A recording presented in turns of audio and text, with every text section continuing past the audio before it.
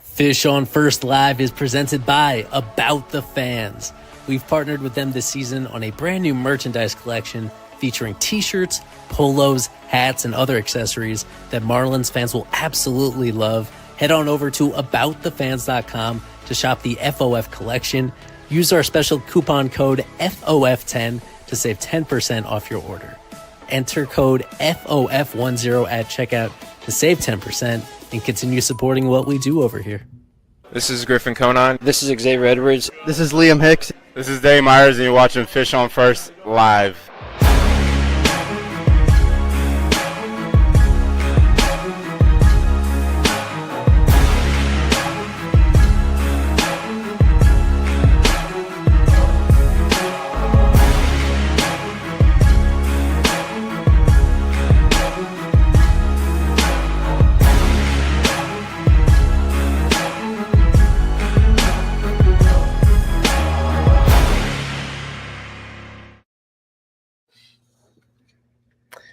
Fish on First Live, as usual, getting you set for a new Marlins series.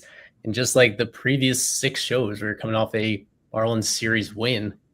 And their most emphatic series win, some would say, one that I think has caught a lot of people's attention and maybe added to the way that some people are perceiving this plucky Marlins team. I'm Eli Sussman. Got Nate Karsmer, Isaac Azout with me. Special guest. I've known him for quite a while, a former fish striper back in the day, but he mainly follows the Houston Astros and knows them inside and out. I love talking to him about that and just prospects in general. Spencer Morris. What's up, Spencer? How's it going? Doing well. Glad to be back.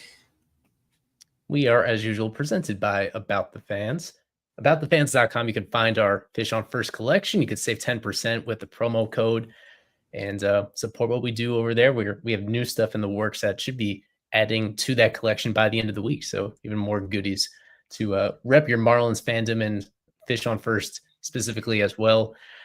This past series, a sweep of the Yankees. I actually wanted to start with you, Spencer, because I kind of got the sense that now that the Marlins have hit that arbitrary milestone of getting back to 500, and in fact, whenever you do anything against the Yankees, it seems to get outsized attention. I'm curious whether is this the kind of turning point that even makes people like you kind of more cognizant of this Marlins team being competitive, or is this something that was there a time earlier this year that maybe you caught notice that this isn't like a typical rebuilding team, that they're a little bit more pesky than a lot of people assume they would be? Well, yeah, no, I mean, I think they're a legit squad. I mean, the biggest thing that I've noticed is just how much better they've gotten kind of on the margins. For a long time, like, the worst players on the roster were just kind of total zeros, but they've done a good job of like accumulating some more.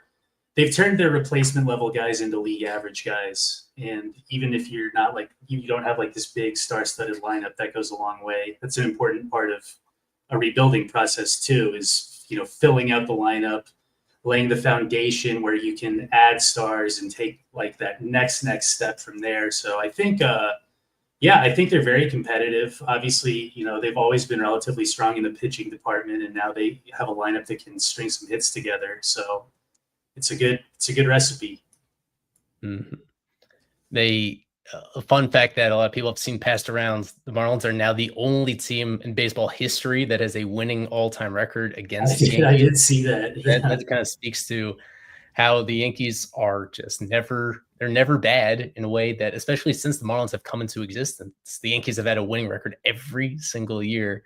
Yeah. And whether you want to call it kind of a luck of the draw, or in this case, like the Marlins were the better team over the course of this weekend, Isaac. They now that first game in particular has to be the game of the year, right? In terms of this falling behind by a margin that you think for a normal team is unrecoverable, and then bouncing back and then blowing the lead themselves again all the way in the top of the 9th inning.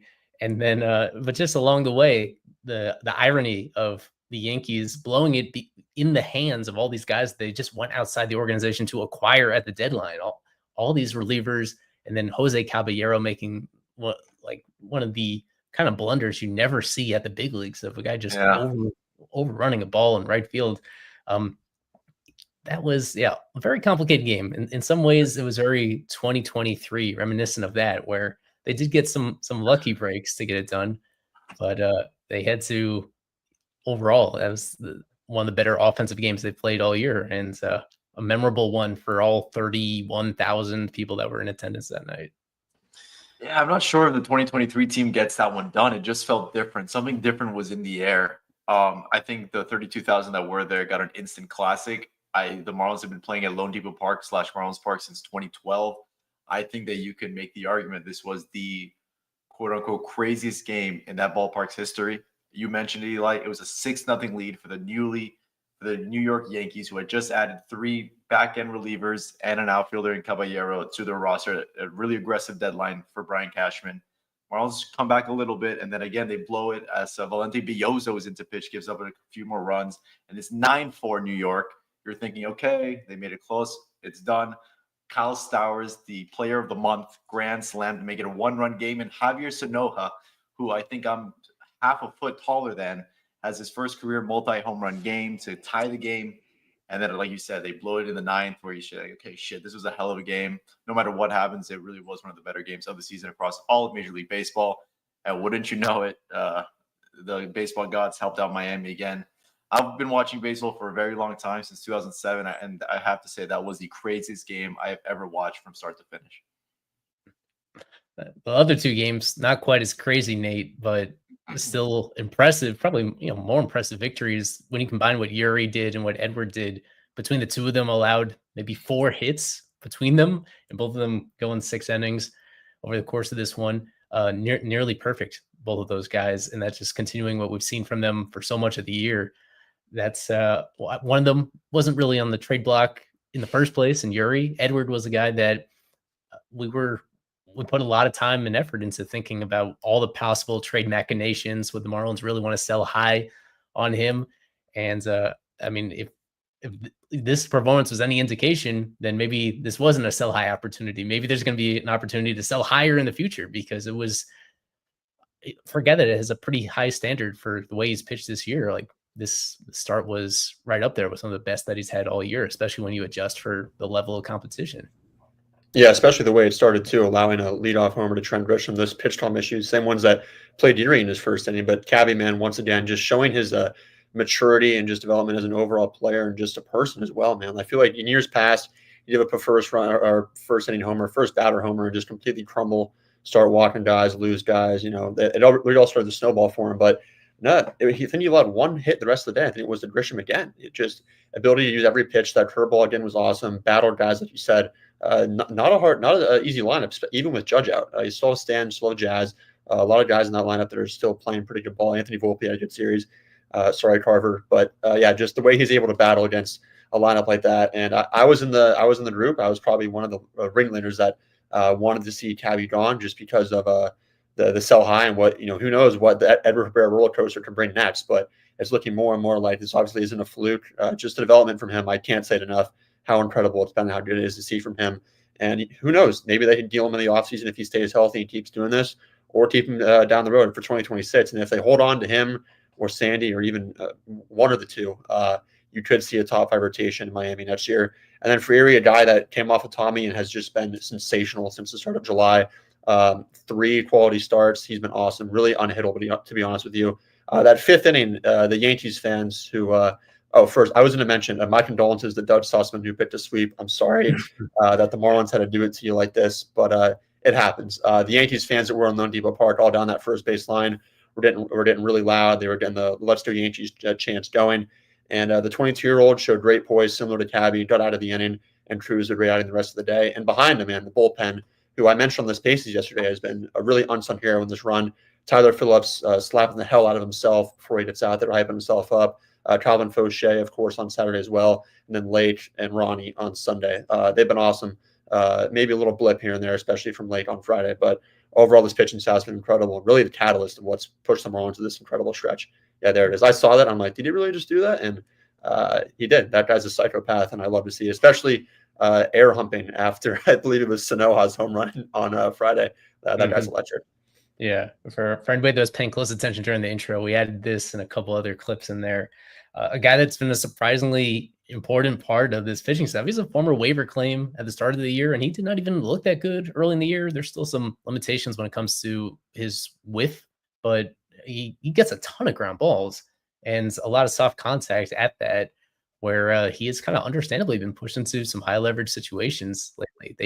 There's when you look at this bullpen, like the majority of these guys, they get thrown into high leverage situations depending on the particular matchup, and you don't really blink an eye because every single one of them are getting it done. It's one of the reasons why even now there's going to be some people in hindsight saying that they were right at the deadline to stand pat. That's what kept the vibes the way they were. But the fact that they have so many competent relievers, I think that just reinforces that there was probably some room to sell off a couple of those guys to address other areas of your organization without skipping a beat. So I'm not going to push off of that. I still think that the deadline was a missed opportunity to like subtract from a strength in that regard without actually necessarily hurting yourself. But yeah, for the time being, in this moment, there's understandably going to be a lot of people that are satisfied with the lack of activity. If they keep winning every single game they play, they're 5-0 in the Troy Johnston era since he finally got called up, 3-0 in the Jacob Marcy era since he got called up. We're going to go to Spencer in a moment because the reason why Marcy is on this big league team right now is in the aftermath of trading away Sanchi, but we've Alex Krutchik joining us. Like Marcy is the latest guy, and what's been a trend this year where when they call up hitters from Jacksonville for the first time in forever, these guys hit the ground running. Like Augustine was the most obvious example in April when he had a record-setting first week or so in the big leagues offensively. In Marcy, depending on how you want to slice it, it was a record-setting in some way as well. The combination of both patience at the plate and still having a handful of extra base hits. He was the first Marlin ever, if you care about such things, with 4 extra base hits, 4 walks in his first 3 games. That's huge, Krutchik. Like this doesn't happen all that often. In fact, it usually goes the other way in Marlins' recent history in terms of guys just flopping with this challenge. And yet that's a big reason why this team is so much better than expected, is because all these rookies are immediately looking like they belong up here. Yeah, for the first time in a while, certainly for the first time in the Bruce Sherman era, I have to find more reasons that a player will not succeed than finding reasons that a player will succeed. Like I remember, like when the Isan Diaz's of the world would come up, or when the Isaac Galloways would come up, Lewis Brinson, those kinds of guys. I would think like, okay, if they can fix like these 5 issues, then they will be productive. And now I look at these guys and I'm like, okay, Augustin Ramirez, already a very polished hitter. I mean, like he obviously still has his issues that any rookie would have, but like I see more reasons that he will succeed than why he will fail offensively. Defensively, there's a lot to work on. But same with Jacob Marcy. Like I see way more reasons that he will succeed than why he won't succeed. Even when you have a player that comes up and doesn't do well, Kyle Stowers is the poster child of this. People were waving him off last year. They all said, well, it's great that we got Connor Norby. And now, after an entire offseason under this program, he looks like a completely changed hitter. So from the other side of this, Spencer, Jesus Sanchez is now a Houston Astro, playing left field on a pretty regular basis to this point, and 1 start in right field as well. Is that the type of player that you thought they were going to target at the deadline, that you thought they would actually need at the deadline? How exactly does he fit in terms of what Houston is trying to do the rest of this year and beyond? Well, yes, in the sense that they badly needed a lefty. They had nothing from that side of the plate. So I just think having a guy, I think like really they envision him when they're at full strength as mostly a platoon hitter, which I think is how you want to use him. His career numbers bear that out. They certainly do. Yeah, I think they would have liked to have gotten a lefty infielder and sort of compressed things, like gotten some role compression in that regard, but you can't always get exactly what you're looking for at the deadline, especially when you have the 29th ranked farm system. So I thought like once things sort of started falling into place, he was a natural fit. And I think he'll be a good weapon for them. Hopefully, in a pure platoon role as they start getting a little bit healthier. Yeah, just to reiterate, he is, as Marlins fans have noticed, his at bats against lefty pitching tends to be pretty non-competitive year in, year out. So I would hope for Houston's sake that they have some sort of plan for other guys they want to use in those situations instead of him. We have talked, I think, on the previous stream a little bit about the other side of the deal and who is coming back. But again, to get your perspective on these guys, Ryan Gusto, Chase Jaworski, and Esmil Valencia. Which among these guys do you think was the biggest asset in this deal? The guy that you were most perhaps not thrilled to lose in order to get Sanchez? I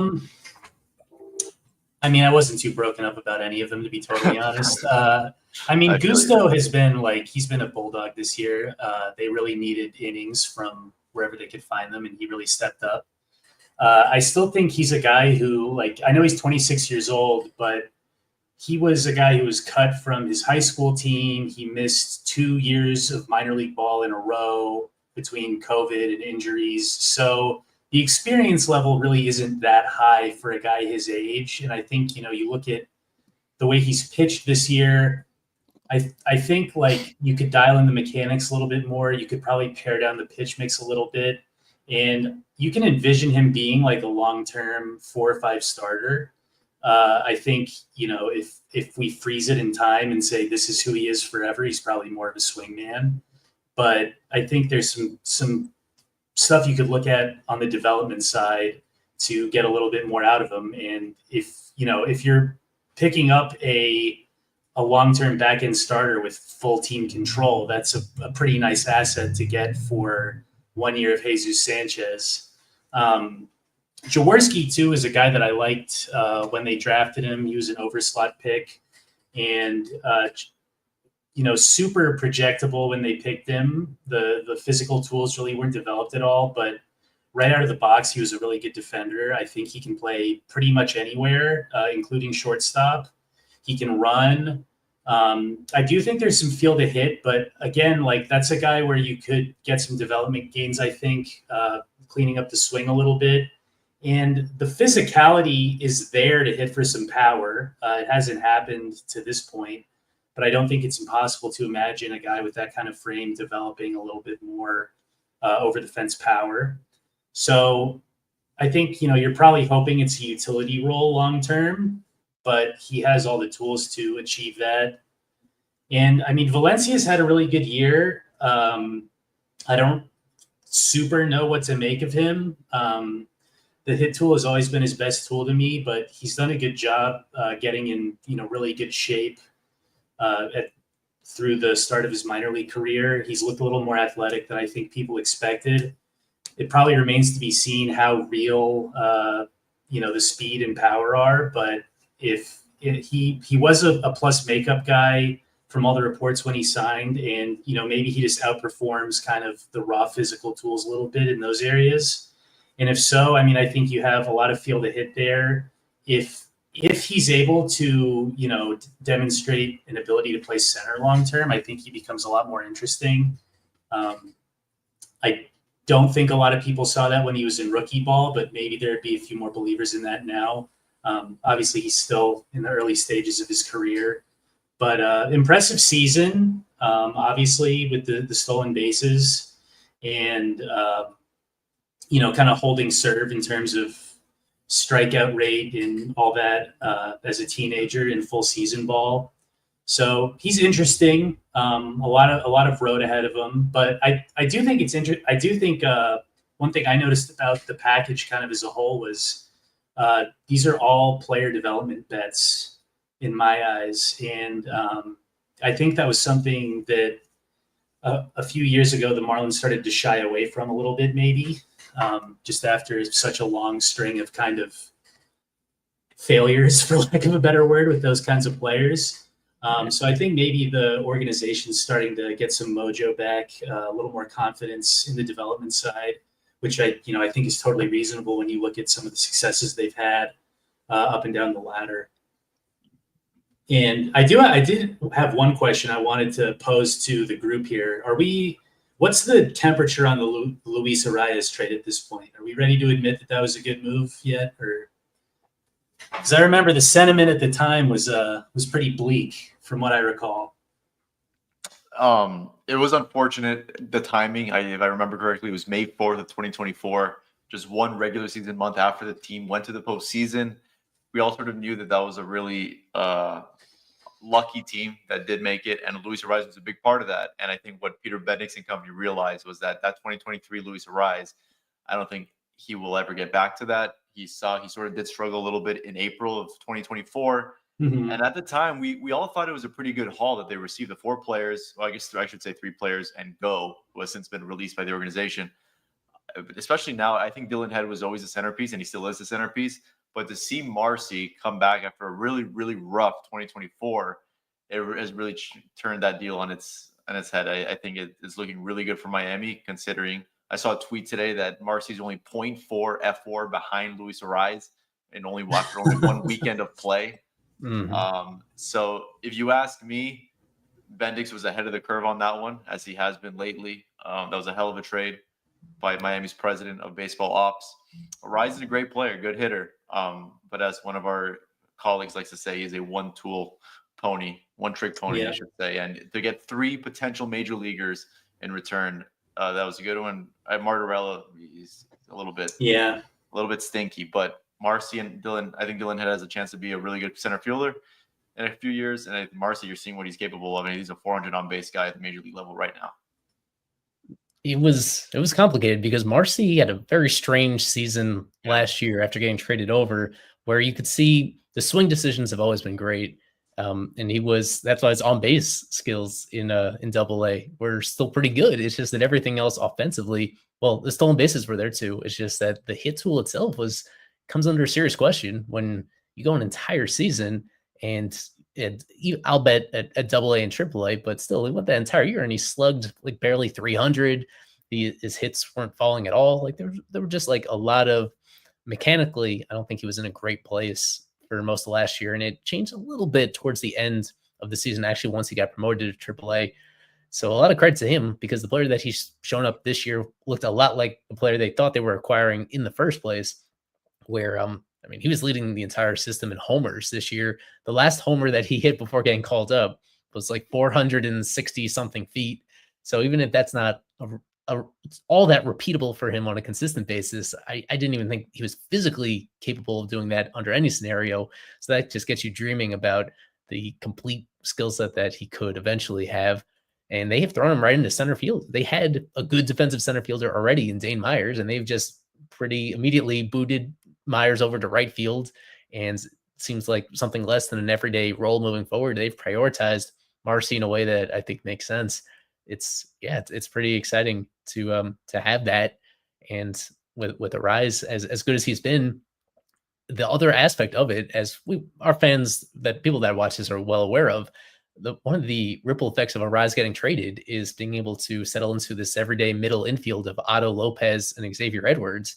And both of them have thrived in different ways, in a way that alignment wasn't going to work if they were continuing to use Ariz as an everyday second baseman. And then at this moment, for people that would have wanted to have their cake and eat it too, like they can see that Marlins first basemen this year have been terrible. So maybe in a scenario where Ariz moves over to first base, you get something much more substantial than they've gotten with their replacements at that position.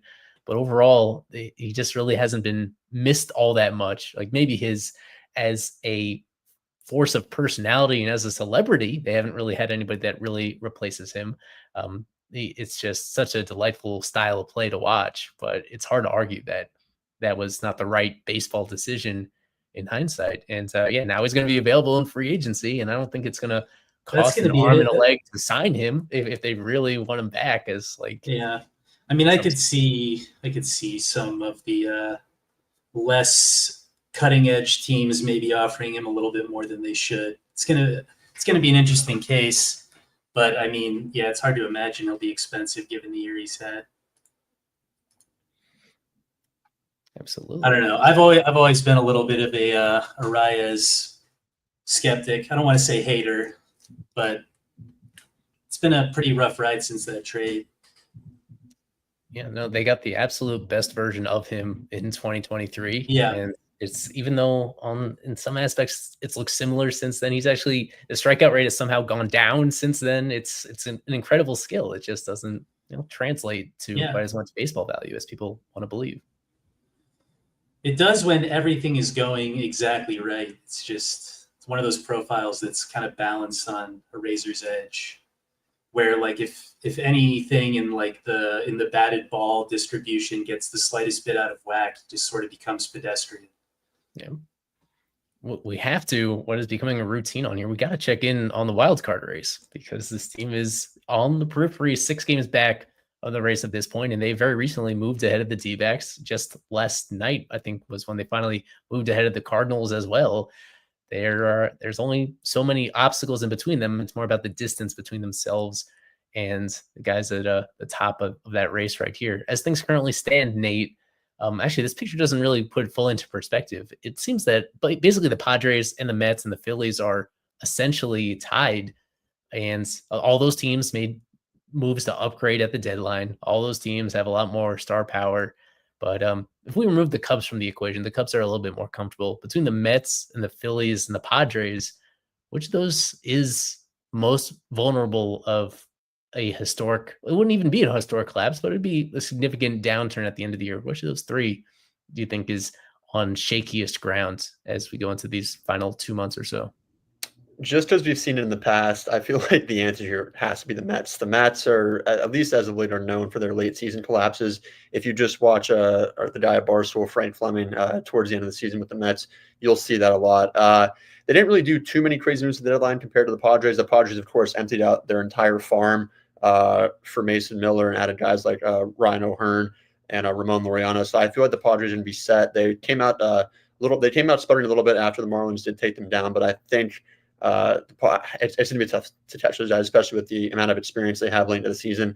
And the Phillies, I think, are going to start catching fire here very soon. Of course, they just got Johan Duran, just took a win against the Pirates last night on Sunday Night Baseball. So it's going to be tough. I feel like eventually the Marlins will be able to pass the Giants. Giants didn't, I believe they sold at the deadline anyway. And the Reds are still kind of in the middle as they've been in the past couple of seasons. But I think the Marlins should really do this, man, at least towards the end. They're obviously need some help from a team like the Mets, Padres, or the Phillies. But I think if we just go off recent history with what the Mets have done, that core outside of last year really tends to crumble late. So maybe an injury here or there, I would not be surprised.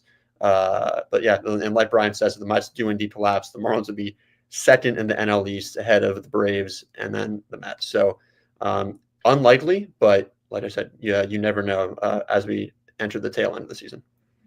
I will say I really like what the Mets did with the back end of their bullpen. I mean, their bullpen was already pretty good, so it's not like they got a lot of help in something that would have helped in their collapse. I think even if they had stood pat, I think the bullpen still would have been fine. But those are 2 really good relievers they got.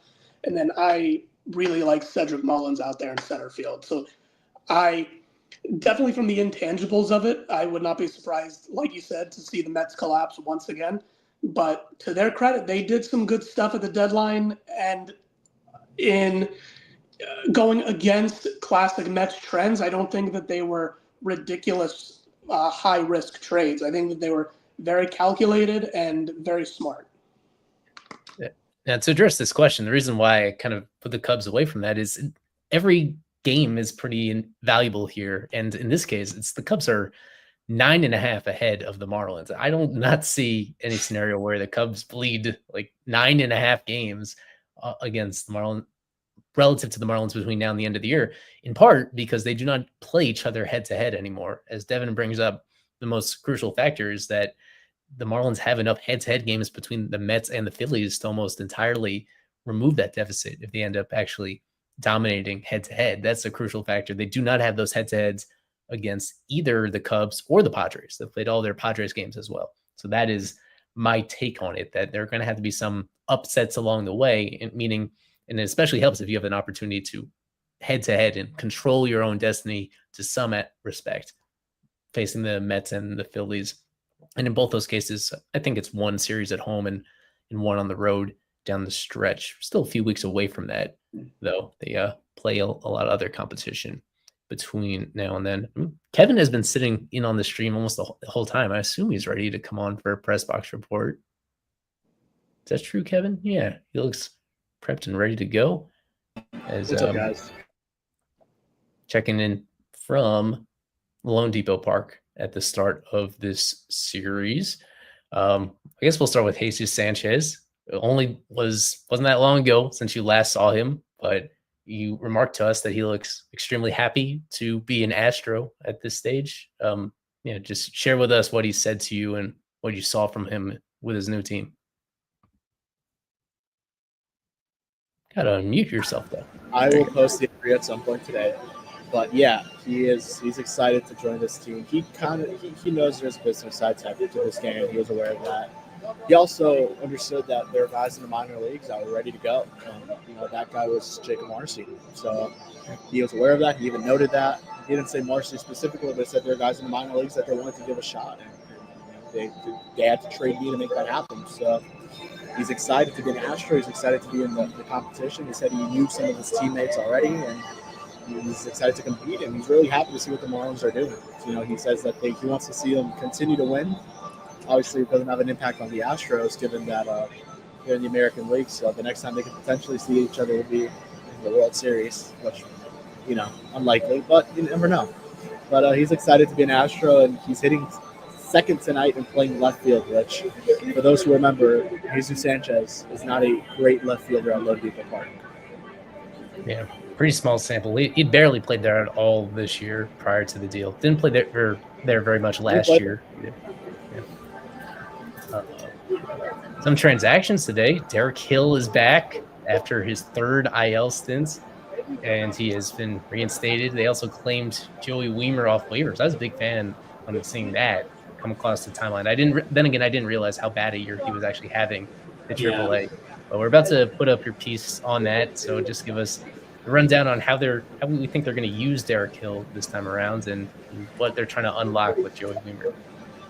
Yeah, so Derek Hill will face left-handed pitching. Did not make it clear if he will start against. He did not say he will start against left-handed pitching. Just face it, either in a starting capacity or late in the game. You can see Derek Hill come in. Obviously, he can play all three outfield spots pretty well, so there's no issue with that. And then Javier Sanoja will be moving to the infield for the most part. Unlikely to see him in the outfield. Kind of mentioned like the Chris Taylor, Kike Hernandez thing a couple years back. Like that's the comparison game. Obviously, Clayton was there, so he knew how that worked. And you have a lot of versatility with the team regardless. Sanoja, Eric Brunson could even come in and play first if we have to. Eric Wagner play the outfield. So they have versatility, but they're going to use it the best way possible. And you have a guy like Troy Marcy who came up very recently. Roberto's kind of hit his way to staying on the roster. And yeah, that's tricky. We'll be very happy about that. And now you have Sanoja and Derek Hill. So it's a lot of guys that can play the outfield, but Sanoja's going to be contributing in the infield primarily from now on out. We'll see how long Derek Hill lasts up here. If there's another injury or he just struggles to the point where you can DFA. But he's here, and he's going to have to find some sort of role, but it's going to be tough to play every day because not only has the time missed really hurt him, but when he has been healthy, he has not been very good. He's striking out, I think, 30% of the time or 36% of the time. It's not good at all. And then Weimer, it's a solid pickup. It's like another depth piece, like another guy, former top 100 guy who's an awesome defender, could play all three outfield spots. But he's a great defensive center fielder. Had a great 2023 out there in the outfield. Took his 5 outs above average, 1 defensive run saved. So he was great there. And I'm looking forward to seeing that work out in AAA, a hitter-friendly environment. Maybe that helps him out a little bit, but it's a solid pickup. Nothing too crazy. I was actually under the impression they were going to DFA Hill when they brought in Weimer. Another guy, get rid of Hill. Weimer, younger guy, hopefully comes up here at some point and contributes, but unlikely. I think he'll just be in AAA, another piece to have there. Solid pickup, has the power. Had a 27 homer year. 2021, and I think it was 22. You have 21 home runs, and unfortunately, just never able to get it going after that. But hopefully, under this new regime or staff, he can develop into something a little nicer. Yeah, this is this is a roster alignment that now has extra speed and defense off the bench. Like there's going to be at least one of Hill and Myers available late in games, no matter what. And on some days, there's going to be both of them available to be used in those situations. And I guess anybody that you put on the roster, you get more use out of than Jack Winkler. Isn't that? It's amazing how little they played Jack Winkler. That was an Atlanta Braves style last man on the bench piece. He did not start a single game these last 2 weeks when he was on the roster. I don't think he played at all. He did. I looked that up. I fact checked that. He did play in that blowout loss to the Cardinals at the start of the last road trip. He came off. He got a single. He got a single at the end of that game, which may have been only 1 or 2 hits that he's had this entire year when on the big league roster. There are some arguments to be made, though, about what they could do to make tweaks down the stretch here. Still a lot of frustration with Eric Wagaman. We've covered that quite a bit on the Spaces last night about how much he's struggling.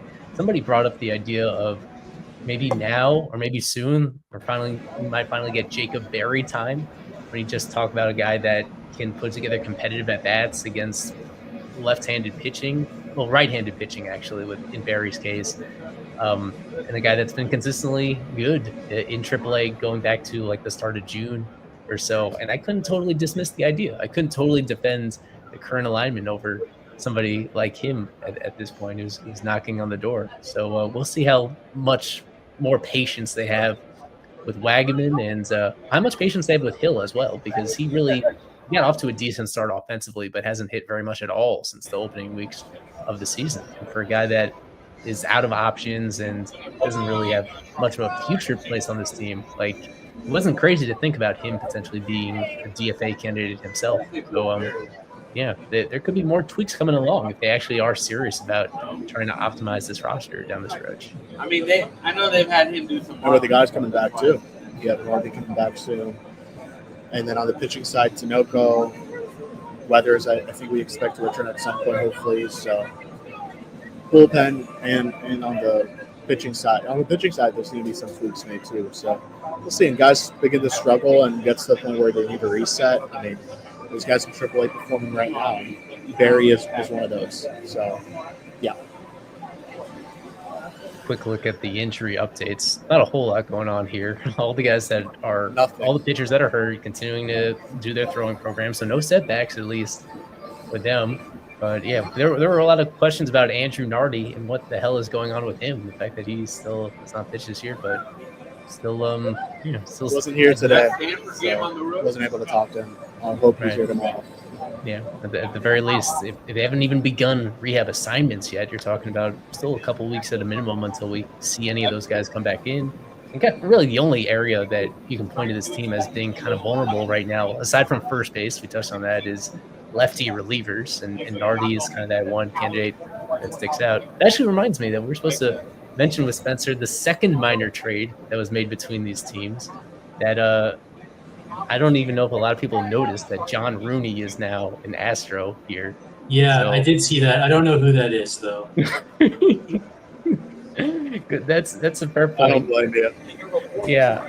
And, I saw it come across the wire, and I was like, huh. That's about He's here, guys. He's alive.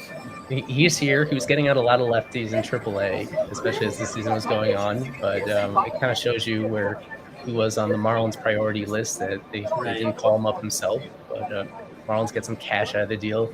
And very likely, Rooney, there's a good chance that he'll make his major league debut during this series if he actually sticks on the active roster for the entire length of the series. So that'll be a very odd twist, debuting against some of the guys that he was teammates with in spring training and down in AAA. But yeah, other than that, anything else on your mind, Kevin, that you want to relay from the ballpark? I imagine the crowd is not filling in quite the same way that it was over the weekends. No, not the same, but should be a decent crowd. A lot of people on the field today pregame, so hopefully that's a sign of something.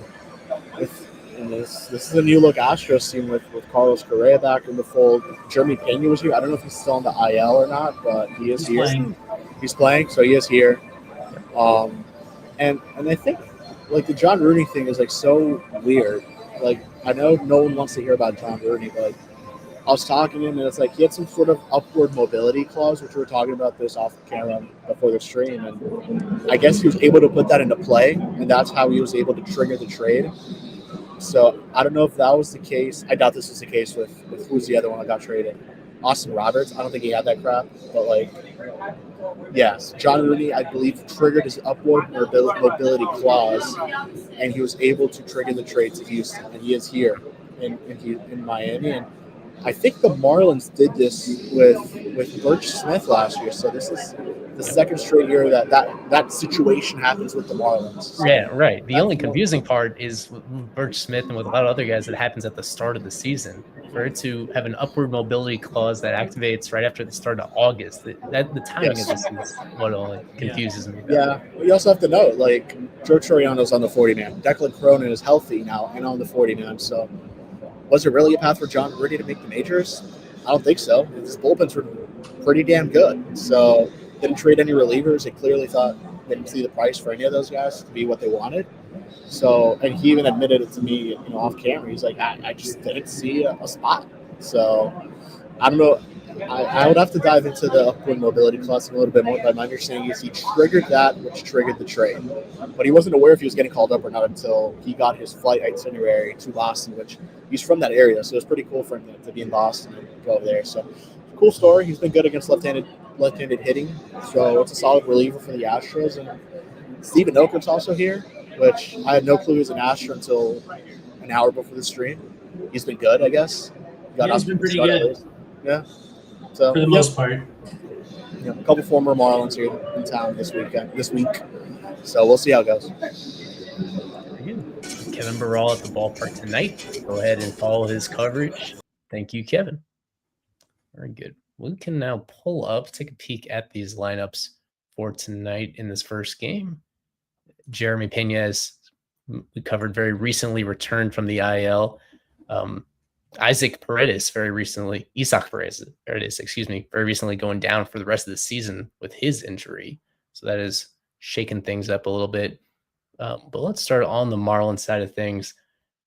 Like Krutchik, I think they kind of settled into, there's now some stability here, even though they very recently just made a couple changes, especially that top five. Now that Nick Fortes has been set free, it's a clearer routine in terms of the guys that they actually trust to be in the lineup, if not every day, then pretty close to every day, from Xavier Edwards all the way through to Otto.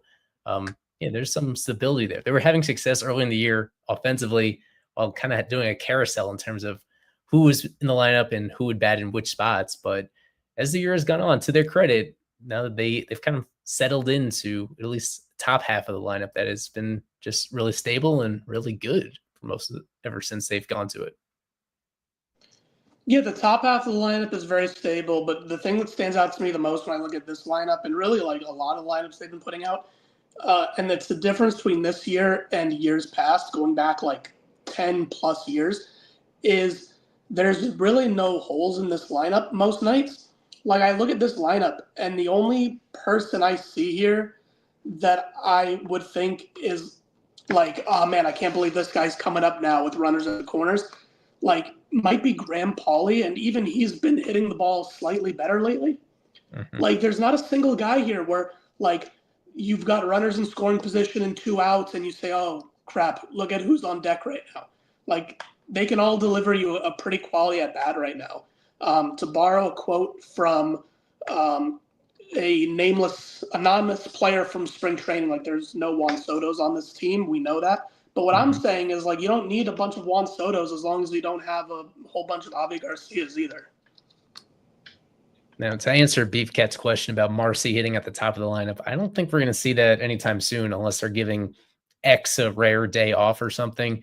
The thing is, with him being a lefty hitter, they do move Stowers down in the lineup so oftentimes against lefties, but Marcy's kind of been the same way. And he, in fact, his track record in the minors, his platoon splits are pretty extreme down there in a way that I think this is kind of the highest he's going to be in the lineup for the time being. And this is against righties. Against lefties, he might actually be closer to the bottom, the way that he was in his debut. So I think it will take an injury, well, God forbid an injury, but even just a day off, for example, for Xavier Edwards, for Marcy to actually move all the way up top. But as we covered at the start of the show, highly encouraging the way that he looked during that opening series and all the matchups that he went against. Troy Johnson back in there. We've seen the Eric Wagman playing time. It is diminishing. He's still here, but they are making the logical adjustment to play Troy a little bit more often until we see whether Troy is actually good or not. So far, pretty decent. And as for the rest of this, Liam Hicks is one of those guys that they also are now prioritizing. He is in the lineup the vast majority of the time, whether he's catching or at first base or at DH. They're going to give him a shot until he starts to slow down. And he continues to be really solid. Going over to the Astros. Just to add on hits, he's been hitting cleanup a lot, not a lot, but past couple of games he's been there a lot. They really like him in the middle of the order. I've pointed out plenty of times, that guy with runners in scoring position, especially with 2 outs, he can get it done. He did it, of course, on Friday in the Yankees game to bring him 2 runs closer, I believe. So encouraging to see. I love them getting Lee more reps. And just one more thing about Graham Pauley, who Crutcher brought up with his bat, who I've been a little bit bullish on. That guy at third base, he is an incredible defender. He is so good with a glove at third base. The plays, it's so much fun to watch. Of course, that play in St. Louis and just his range is incredible. I believe 6 outs above average, laid out to get Stanton, who obviously doesn't run well anymore. But between him and Otto, like I pointed out over the weekend, that is an elite group of defenders on the left side of Miami's infield. It's fun.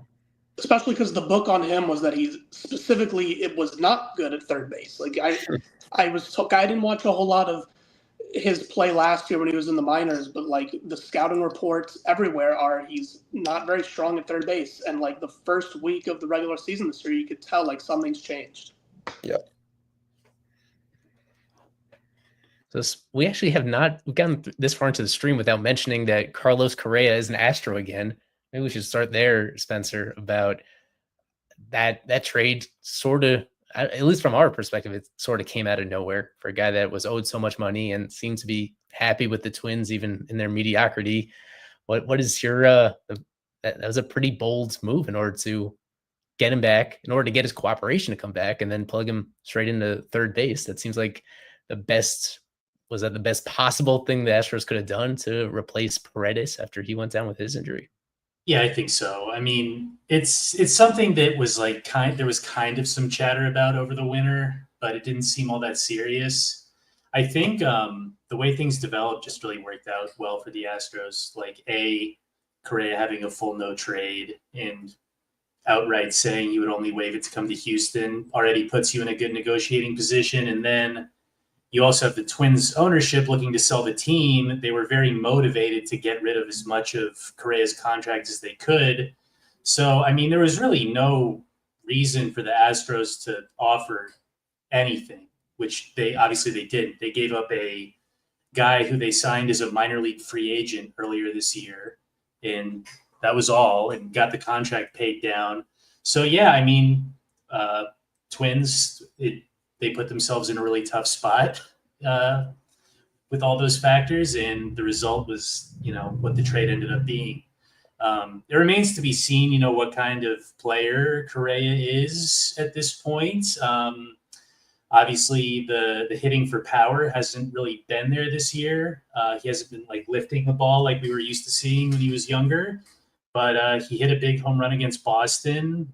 Maybe he'll be a little re-energized being back with his old team. He's healthy for now, which is great. Hopefully that lasts. It rarely does. But I'm cautiously optimistic. Feels pretty weird to see him back, but I'm happy about it. Mm-hmm. And just the general outlook of the lineup right now. I mean, I have checked in at times where the Astros have been surprisingly lifeless offensively, but I guess it helps. It helps. Yeah, no, it helps. I mean, they've been giving at bats to Cooper. Like Cooper Hummel was playing basically every day for a long time, and I mean, you still have Taylor Trammell in the lineup, which I won't say too much about that, or I might get myself in trouble. There's been a lot of just zeros in the lineup for months now. So to get Sanchez, get Correa back, Caratini's done a really good job too with the bat, just kind of being able to fill in as an everyday guy. Catcher and DH. That's helped kind of fill things out a little bit. Yainer Diaz for a lot of this year was also horrible at the plate. He's finally starting to pick it back up, so that's gone a long way as well. It's starting to feel more like a competitive offense now. For a while, it felt like they were just running on fumes. They still managed to win, a good amount of games somehow, but it's definitely a lineup card like the one they have tonight. It feels a lot better to look at than most of the ones they've been trotting out this summer. Mm-hmm. And Nate, anybody, whether somebody that Spencer mentioned or not, that you're especially looking forward to watch at the plate during this one and only matchup between these teams this season? Yeah, someone who I really hoped would be in a Marlins uniform one day. That guy all the way at the bottom, Cam Smith, native of Lake Worth. He's probably going to have a lot of family in town to watch him in his first series against Miami. Been a little bit of an up and down season for him. Obviously, just got drafted last year, is why he's probably been batting so low. But that guy's going to be incredible. Still fun to watch. Obviously, at Florida State, guy had an amazing. Was that his sophomore season or junior season in 2024? Amazing bat, good gloves, and playing a little bit of everywhere. But haven't really seen him take many at bats this year, as I really don't watch a lot of Astros games. But Cam Smith's always enjoyed to watch, and of course, all the way at the top, Jeremy Pena, who was out for a little bit, good all around player. And yeah, up and down this lineup, that's kind of opposite of what Crutchett was saying. The bottom half of this order is kind of a black hole, at least to me, it seems like. But those guys at the top are always fun to watch, and just seeing Sanchi in the opposing dugouts is going to be weird, but it should be a fun one. He's one of those guys where it's a pretty short list of players that were significantly better hitters at Lone Depot Park than they were on the road over the course of his career. There's been a pattern of him doing that, so I think this will be good for him and not so good for the Marlins in order for him to get off to the start. Also, as we acknowledged, there's we know he's vulnerable against lefties, but there's really not any intimidating lefties for the Marlins to throw at him. It's Cade Gibson, and Josh Simpson. And Simpson's been struggling of late. And that's it. And those guys are they're rookies, and they've had mixed success, and that's it. So Sanchez should be in the lineup, I would imagine, for all 3 games of the series. Things are set up pretty well for him to have a good revenge series. Yeah, I mean, the Astros can sub in the ghost of Chas McCormick if they're so inclined in those late game situations. Right. He's been pretty awful, but he's still probably a better option than putting Sanchez in against the lefty. Definitely. All right. With that being said, heading over to our final segment of every show, it is prediction time. This is prediction time. I think we're going to win a lot of games, a lot more games than you think we're going to win this year. Bruce is right. They have won almost as many games this year as they did all of last year at this stage. Let me just pull up our prediction time leaderboard with our staffers, our live stream guests, and our super subs. We keep track of your predictions all season long. How many games the Marlins are going to win in this series, and who's going to be the series MVP. Could come from either team, a hitter or a pitcher, as determined by their win probability added that they put up during the course of the series. It is Hector tied with Alec Chow at the very top, and they've created some separation from everybody else. I've been doing better as of late, but still both me and Nate even further away. So, I'm back on the leaderboard. I was off for about a month, but I'm catching fire a little bit recently, so I'm just happy to be here. Right.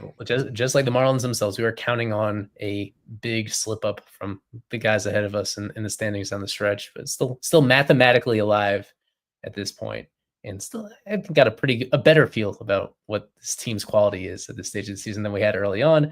About 15 minutes before first pitch, if you want to leave your predictions on fishonfirst.com or in the Marlins Discord server. Please do so between now and the start of that, and it will count. I'll keep track of it as we move on down the stretch. So without further ado, I will get the music going. And I should share Kevin's prediction time video, a very short video by his standards. It's not able to get anybody to join him, very lonely one. So he was nice and concise with his series prediction. Let us pull that up. Marlins and Astros, 3-game set. I'm going to go with the Marlins taking 2 out of 3. And Xavier Edwards is my series MVP. Back to you, Eli. Okie dokie. So just like that, Spencer, but we're going to start with Nate and just give us your thoughts. Put the music on. And here we go.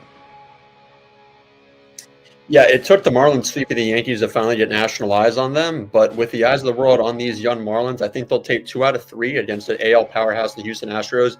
I just talked about him, Liam Hicks. That guy's been clutch all year. Probably going to get a lot more opportunities hitting cleanup. I think he's going to have some big hits this series. He's the MVP.